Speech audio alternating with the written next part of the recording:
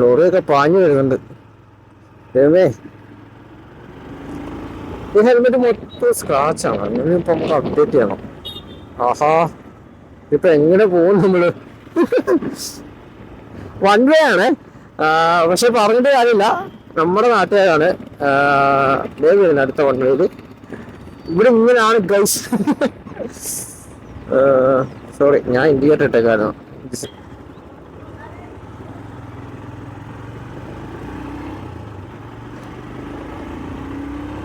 നമ്മൾ പോയത് വൺ വേയിലൂടെയാണ് പോയത്, പക്ഷെ പറഞ്ഞിട്ട് കാര്യമില്ല. ഇതും വൺ വേ ആണ്. അദ്ദേഹം തിരിച്ചു വരുന്നു. ഇവിടെ എല്ലാം ഇതൊക്കെ നടക്കും.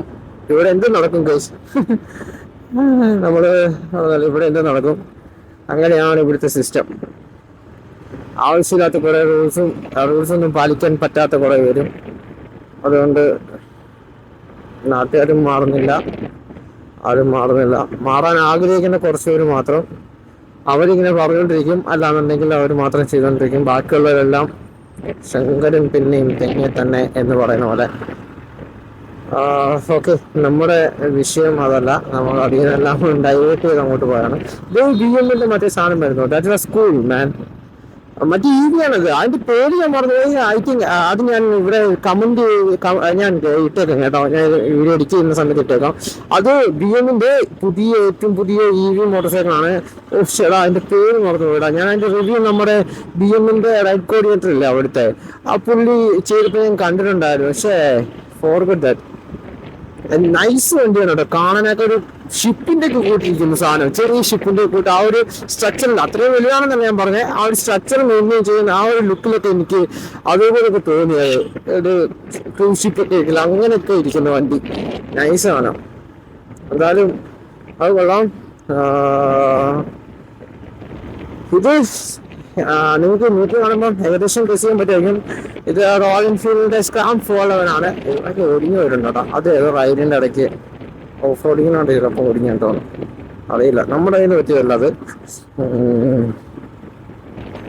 എന്തായാലും ഇത് സ്ക്രാം 411 റോയൽ എൻഫീൽഡിലെ 411 cc ഹിമാലയനില്ലേ, അതിൽ നിന്ന് വന്ന ഒരു സ്ക്രാംബ്ലറാണ് കേട്ടോ. ആ ഹിമാലയന്റെ പ്ലാറ്റ്ഫോമിൽ നിന്ന് കൺവേർട്ട് ചെയ്ത് വന്ന സ്ക്രാംബ്ലറാണ് സ്ക്രാം 411. അപ്പം ഓൾമോസ്റ്റ് ഇത് എന്ന് ഡയറക്റ്റ് നമുക്ക് പറഞ്ഞു പോകാം. ഇനിയിപ്പോൾ ഒരു വെൽക്കമിന്റെ ആവശ്യമൊന്നുമില്ല. എന്നാലും നമ്മൾ സ്ഥിരമായിട്ട് കണ്ടുകൊണ്ടിരിക്കുന്ന എല്ലാവർക്കും once again welcome back to the new video. This is your Sugar 25 and now I'm riding with Royal Enfield Scram 411. ഇതിന്റെ വീഡിയോ ആയിരിക്കും നിങ്ങൾ ഇതിനകത്തൂടെ കാണുന്നത്. ഇതിന്റെ ഒരു യൂസർ എക്സ്പീരിയൻസും ജസ്റ്റ് ഒരു ടോക്കും മാത്രമായിരിക്കും ഈ വീഡിയോയിലൂടെ കാണുന്നത്. അപ്പം വീഡിയോ കണ്ട് ഇഷ്ടപ്പെട്ട് കഴിഞ്ഞാൽ ചാനൽ സബ്സ്ക്രൈബ് ചെയ്യാൻ മറക്കരുത്.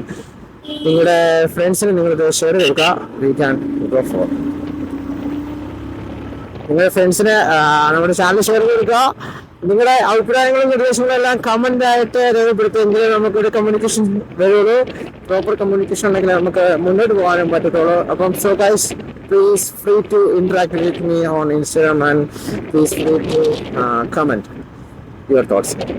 അപ്പം നേരത്തെ പറഞ്ഞല്ലോ, റോയൽ എൻഫീൽഡിന്റെ ഹിമാലയന്റെ പ്ലാറ്റ്ഫോമിൽ വന്നൊരു സ്ക്രാംബ്ലറാണ് ഈ സാധനം, സ്ക്രാം 411. സ്ക്രാം 411 ഭയങ്കര അണ്ടർ റേറ്റഡ് ആയിട്ടുള്ളൊരു വണ്ടിയാണ് കേട്ടോ. ശരിക്കും ഞാനത് പലപ്പോഴായിട്ട് ചിന്തിച്ചിട്ടുണ്ട്, എന്തുകൊണ്ട് ആൾക്കാർ സ്ക്രാം 411 ചൂസ് ചെയ്യുന്നില്ല എന്ന്. അതിന്റെ പിന്നീടുള്ള ഉത്തരവും ഇതൊക്കെ തന്നെയാണ്. അധികം ഒന്നും പ്രൊമോഷൻസോ കാര്യങ്ങളോ ഈ വണ്ടിക്ക് അധികം കിട്ടിയിട്ടില്ല. തന്നെയല്ല, അധികം ടെസ്റ്റ് റൈഡ്സും മിക്ക ഷോറൂമുകളിലും കാണാനായിട്ട് കഴിയില്ല. എന്തോ ബ്ലെസ്സിംഗ് ഉണ്ട്. നമ്മുടെ ഷോറൂമിൽ സ്ക്രാം 411 2 വണ്ടിയും ടെസ്റ്റ് റൈഡ് ഉണ്ട്. നമ്മുടെ നിലവിലുള്ള 2 ഷോറൂമുകളിലും സ്ക്രാം 411 ടെസ്റ്റ് റൈഡ് അവൈലബിൾ ആയിരുന്നു. പക്ഷേ ഇത് കമ്പനി ഡിസ്കണ്ടിന്യൂ ചെയ്യും എന്ന് തന്നെയായിരുന്നു നമ്മൾ കരുതിയിരുന്നത്.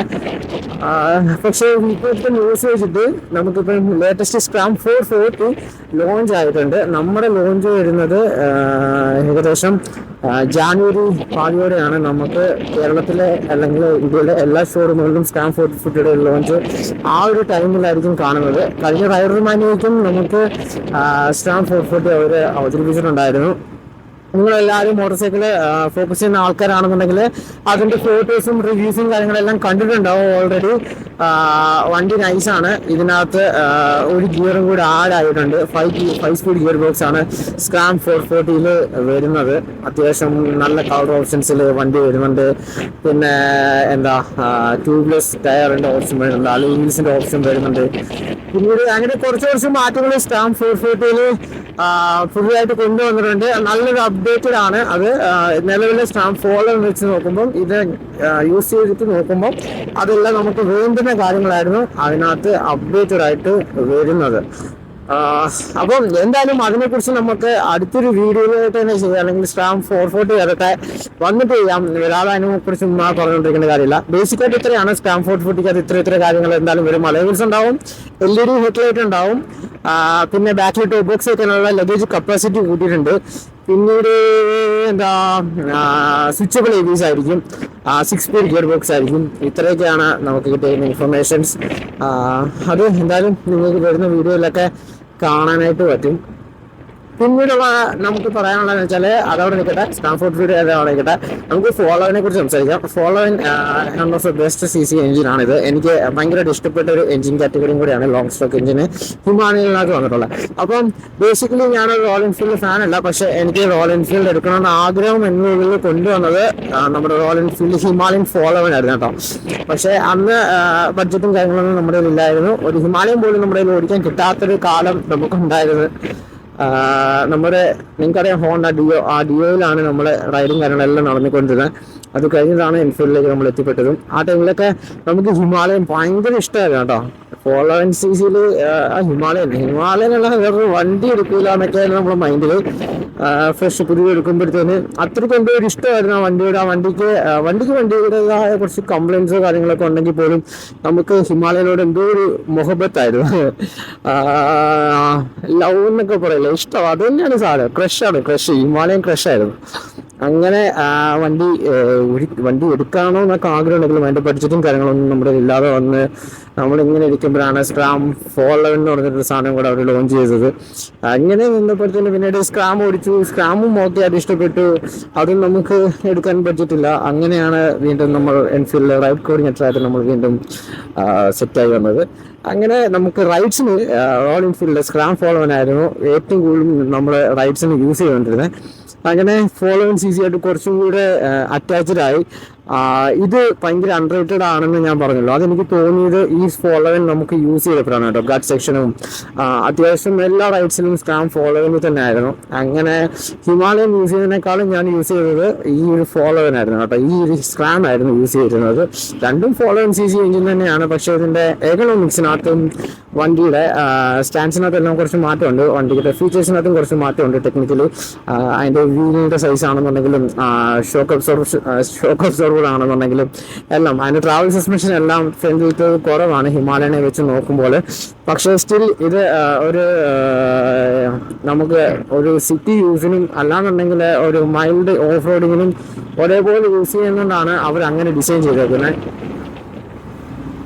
ബാക്കി എഞ്ചിൻ കാറ്റഗറി എല്ലാം സെയിം ഹിമാലയന്റെ അതേ ഒരു ക്യാരക്ടറുള്ള എഞ്ചിൻ തന്നെയാണ് ഇതിനകത്തിരിക്കുന്നത്. അതുകൊണ്ട് അതിനകത്തൊന്നും വേറെ സീനോ കാര്യങ്ങളോ ഒന്നുമില്ല, വേറെ ഡിഫറൻസ് ഒന്നും അതിനകത്ത് തോന്നില്ല. വണ്ടി പവർ ചെയ്യുന്നതാവട്ടെ അല്ലാന്നുണ്ടെങ്കിൽ ടോട്ടൽ റെസ്പോണ്ട് ആവട്ടെ, അതിനകത്തൊന്നും എനിക്കങ്ങനെ കാര്യമായിട്ട് മാറ്റം തോന്നിയിട്ടില്ല.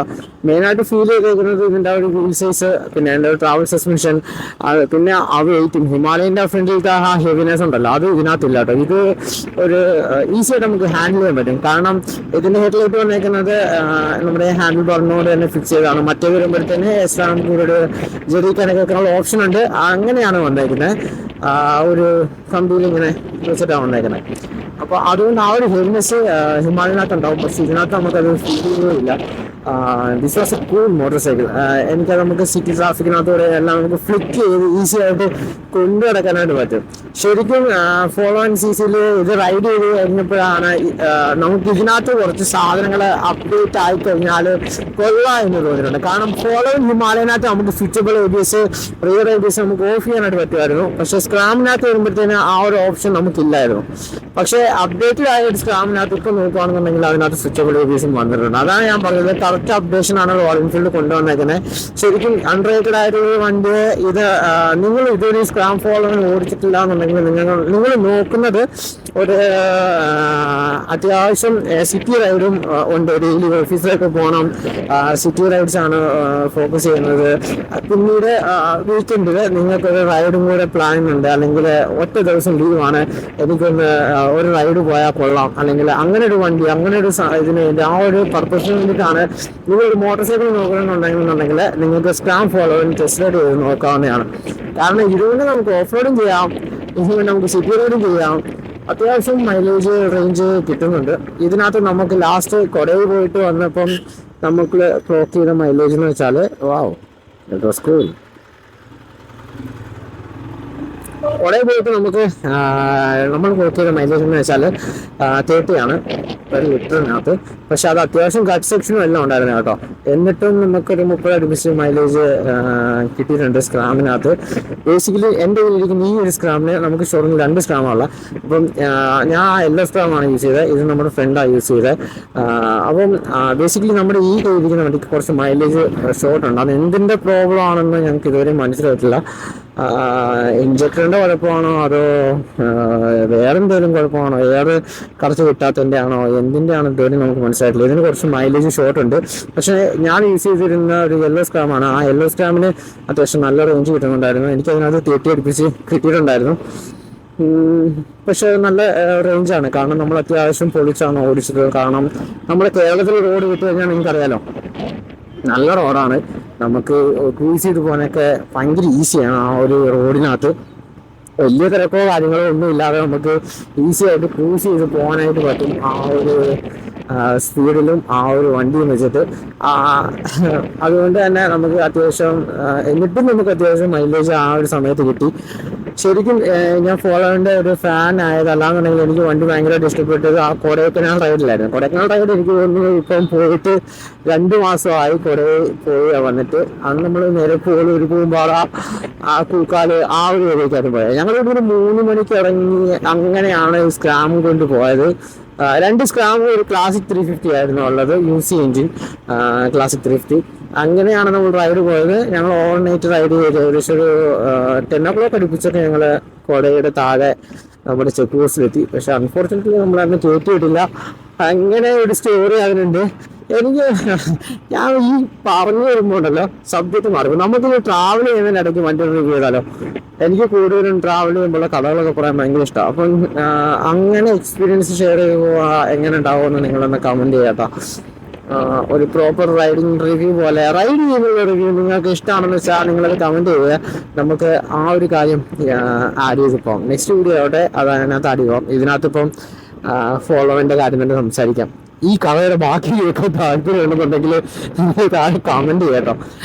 എന്ന് വെച്ചാൽ അടുത്ത വീഡിയോയിൽ നമുക്ക് അങ്ങനെ ഒരു കഥ സ്റ്റോറി പറഞ്ഞു പോകാം. പക്ഷെ അപ്പോഴത്തേക്കും സ്ക്രാം നമ്മുടെ കയ്യിൽ ഉണ്ടാവുമെന്ന് എനിക്കറിയത്തില്ല. എന്നാലും നമുക്ക് ആ സ്റ്റോറി പറയാം. പിന്നെ എനിക്ക് താല്പര്യമുണ്ടെങ്കിൽ നിങ്ങൾ എന്തായാലും ഇതിൻ്റെ തമ്പനയിൽ കണ്ടിട്ട് സ്ക്രാമിൻ്റെ റിവ്യൂ ഒക്കെ വന്നതാണ്. അപ്പോൾ അല്ലാതെ എൻ്റെ കഥയൊക്കെ വന്നായിരുന്നല്ലോ.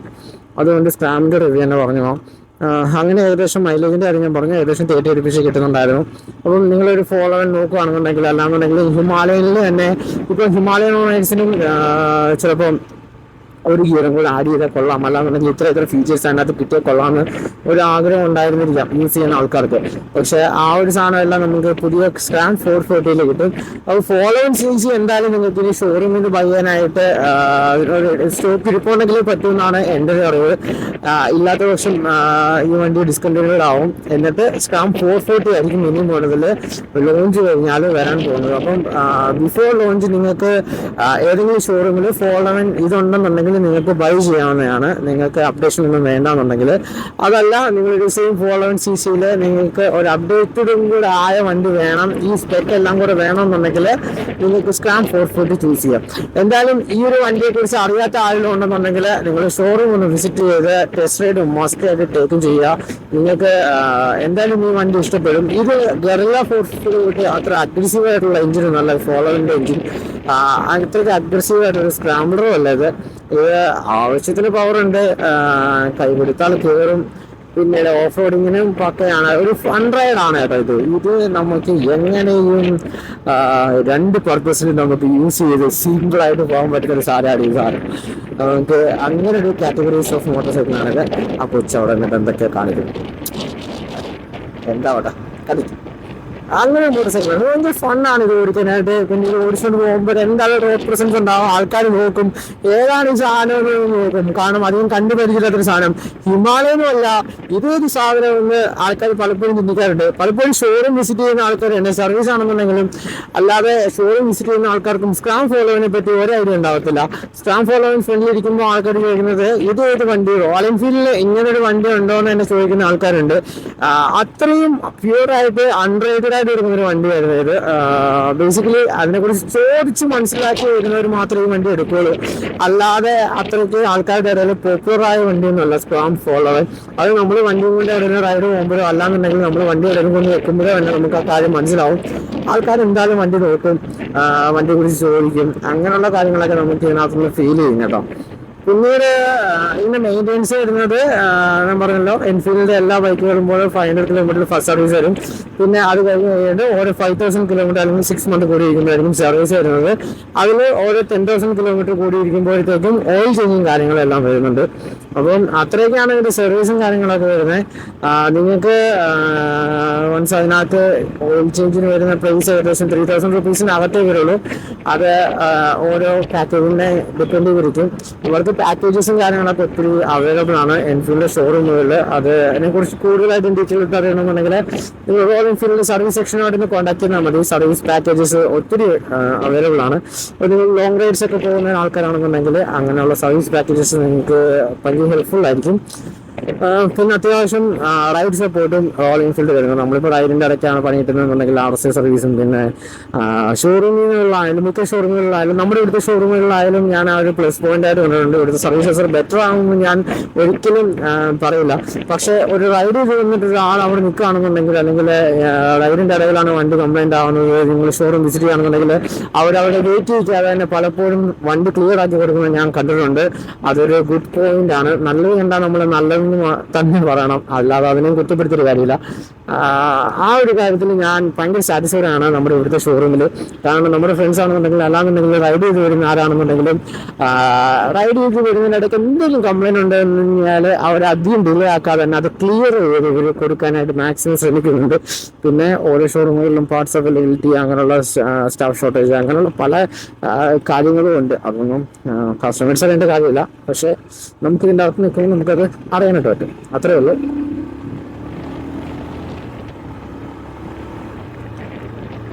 അപ്പോൾ ഞാൻ നേരത്തെ പറഞ്ഞല്ലോ, നിങ്ങൾക്ക് അത്യാവശ്യം പൊളിച്ച് ഓടിക്കണമെങ്കിൽ വണ്ടി പൊളിച്ച് ഓടിക്കാം, ഓഫ് റോഡ് പോകണമെങ്കിൽ ഓഫ് റോഡ് പോകാം. അത്യാവശ്യം നല്ല ട്രാവൽ സസ്പെൻഷൻ ഉള്ള വണ്ടിയാണ്. എത്രയൊക്കെയാണ് വണ്ടിയെക്കുറിച്ച് പറയാനായിട്ടുള്ളത്. അങ്ങനെ ഒരു കാറ്റഗറി വണ്ടിയാണ് കേട്ടോ ഇത്. അപ്പം നിങ്ങൾക്ക് ഒരു ഓഫീസീസൊക്കെ നോക്കുകയാണെന്നുണ്ടെങ്കിൽ അത്യാവശ്യം കംഫർട്ടായിട്ട് പോകാനായിട്ട് പറ്റും. മൈലേജിൻ്റെ കാര്യത്തിൽ നിങ്ങളൊന്ന് കോംപ്രമൈസ് ചെയ്യേണ്ടി വരും. അതൊരു 411cc ആണ്. 411cc നിങ്ങൾക്ക് കിട്ടുന്നത് ഇത്രയും മൈലേജ് കിട്ടുള്ളൂ. അതിൽ കൂടുതൽ കിട്ടാൻ ചാൻസ് ഉണ്ടോ എന്ന് ചോദിച്ചാൽ എൻ്റെ അറിവിൽ ഇല്ല. നിങ്ങൾ അതിനകത്ത് എന്തെങ്കിലും ഒരു കോംപ്രമൈസ് ചെയ്യേണ്ടി വരും. അതുകൊണ്ട് ഒരു 411cc നിങ്ങൾ ഓഫീസിൽ പോകാനൊക്കെ ആഗ്രഹിക്കുന്നുണ്ടെന്നുണ്ടെങ്കിൽ നിങ്ങൾ ഇതൊന്ന് കൺസിഡർ ചെയ്ത് നോക്കുക. കാരണം ഈ വണ്ടി അത്രയ്ക്കും നല്ലതാണ്.